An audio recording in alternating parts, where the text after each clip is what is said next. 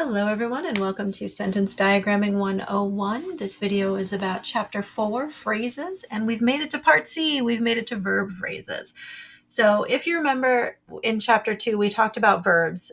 You know that verbs can be many words, right? Remember, he will have been being bitten, our poor victim of the zombie/vampire attack. So when you have a main verb plus other helping verbs, all of that together is the verb phrase. So if we look at that one, he will have been being bitten, will have been being, those are all helping verbs, and then bitten is the main verb. So the main verb is the one that shows the actual action. The helping verbs will be all the other words around it, like was, is, am, been, being, has, all of those, did. So those are all going to be helping verbs. Oh, they're also called auxiliary verbs. If you are looking them up in another book, helping verbs and auxiliary verbs are the same thing. And they're also modals a lot of the time. So yeah, we like to have many words for the same thing. But you've got two different things that are going to make your verb phrases a little bit confusing. You're going to have adverbs that will somehow squeak their way in the middle of it. And those are words like not and never and always. And then you're going to have contractions and contractions like didn't, right? So you have to kind of pull out the contraction in order to find just the verb. When we diagram, we are always positive. So we keep the positive side of the verb and we get rid of the negative. We remove the not, or if it's didn't, we remove the int part, right? The N apostrophe T, and then we leave it as the did, did like or something.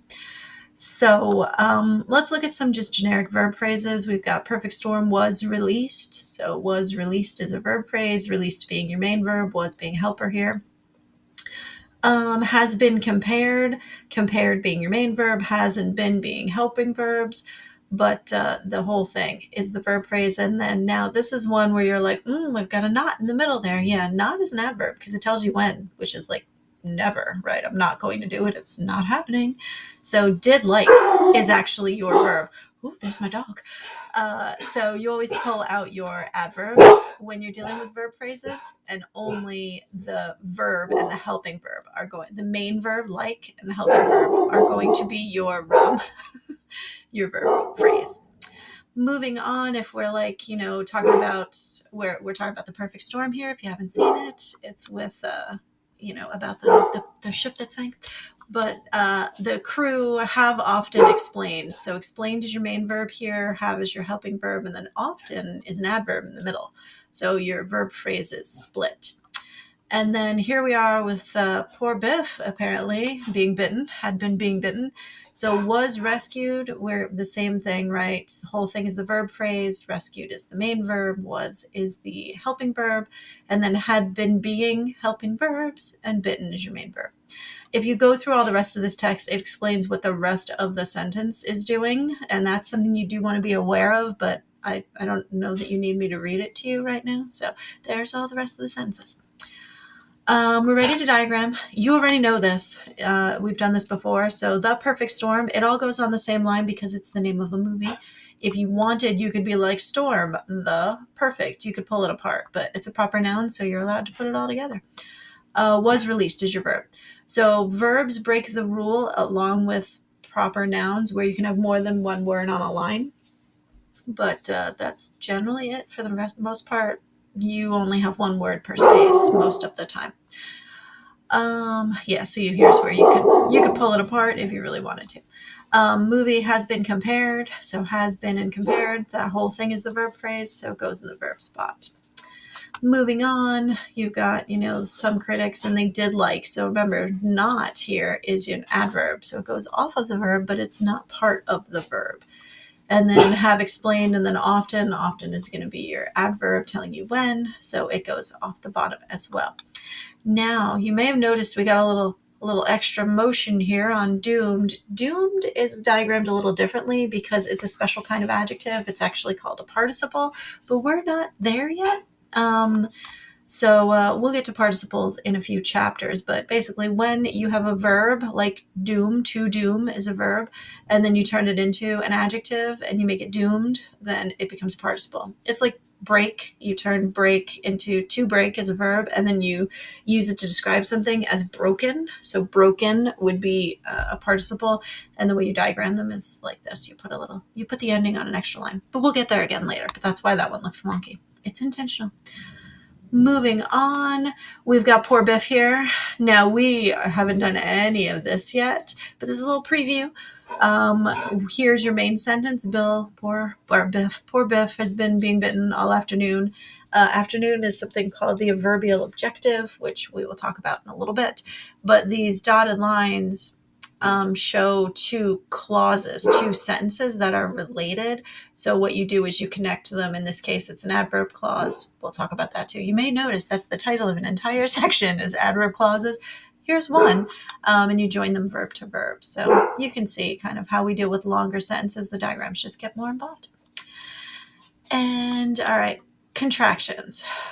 Here, famous, 'twas the night before Christmas. You're like, it was. So when you diagram this, you have to pull it apart. To over here, and then was is your verb, and then the night, and which night? The night before Christmas.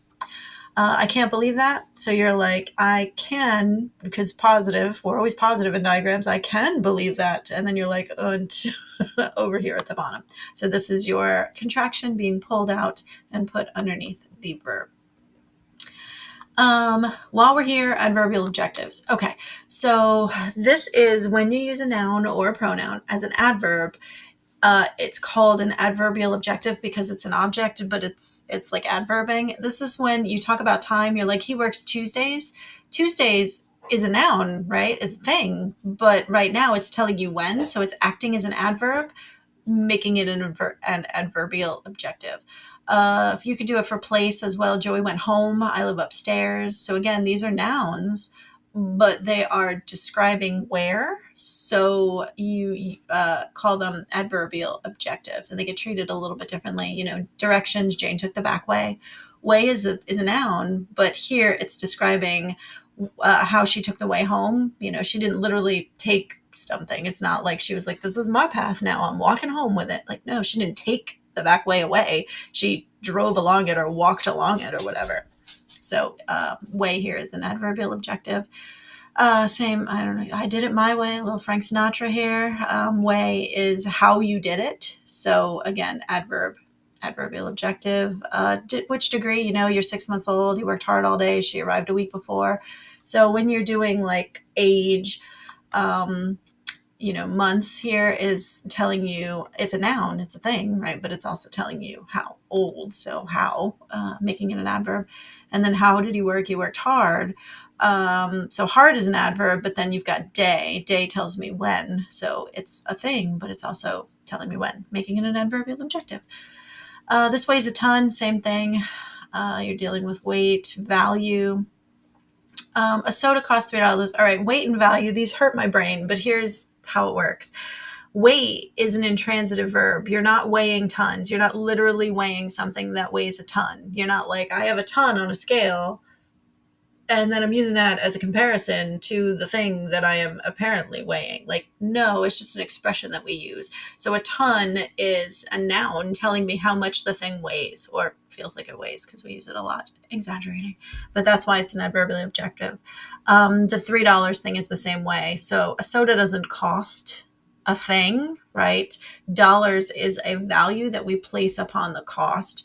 So weight, value, and then quantity is another one that's a little bit like, oh, okay, yeah, it's acting as an adverb because it tells you how much, but it's not functioning the same way that it looks like it's functioning. Like if you looked at this and just said a soda costs dollars, you're like, but dollars, if it was the object, you could flip that sentence around. It'd be like $3 costs a soda, but that doesn't make any sense. So dollars isn't actually an object here. Things cost dollars. So dollars don't cost a thing, if that makes sense. So it's an adverb. And then same thing with the $4 a gallon. So you're like, okay, gas is, right, with dollars and gallon are describing the value and the quantity. So gas isn't dollars, although right now with gas being expensive, it may seem that way, but it's not literally dollars. It has the quantity of dollars or value of dollars. These uses for this adverbial objective, this is a really old thing in our language. We've had it for a long time, so it's just a holdover. And they're kind of archaic, but they linger in our language. Now, how do you diagram these things? We make buckets. You treat them like the same way you would with an indirect object. They look exactly the same. They go under the verb in a little bucket. And you just, Joey went home. He works Tuesdays. You took the way. Which way? The way. It was the back way. I did it my way. My being an adjective describing the way. So you just kind of pull them apart like that. He worked hard all day. I arrived a week. Now, a week is over here before the wedding because word order, right? You always try to put them from left to right the way that they appear in the sentence. So a week goes here before the wedding goes after. Weighs a ton. A soda costs $3. And then this one, gas is over. It is over dollars, 4 of them, and it is over a gallon. Or it is in gallons. So you just throw it on the end there. So those are adverbial objectives. Now, while we're here, because this always causes confusion, is it a verb, part of the verb, or is it a subject complement? So it depends on what you mean. If you say Remy was married, you're like, married is describing Remy. It's like a state of being, right? He is married as opposed to single or divorced or widowed, right? One of those other statuses. But if I say Remy was married on Friday, now all of a sudden was married is a verb. Because I'm describing an action that occurred.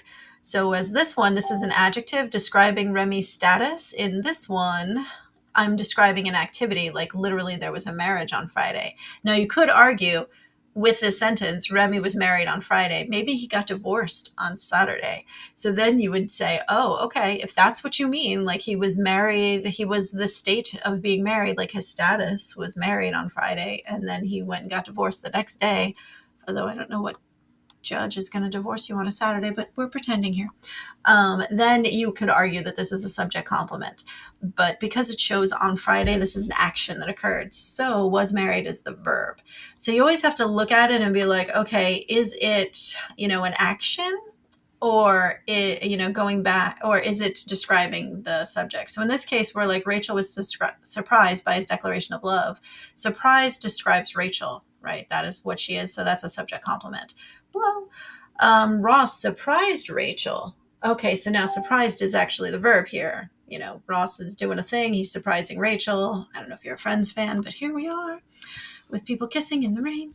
The end of the show is surprising. So is surprising is going to be the verb here. It is the thing that is happening and is surprising audience.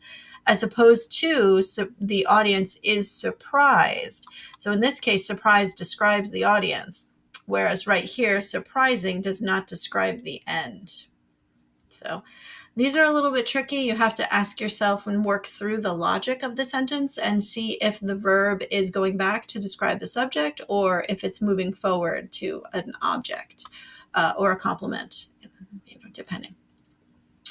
And now we are ready we've got a couple practices in this section just because it's a little more involved. So in this one, you go through and you have to decide if the verb is a verb phrase or is it a subject complement. So you can check the answers for this one. There's a video overview and then the answers are listed in the answer key.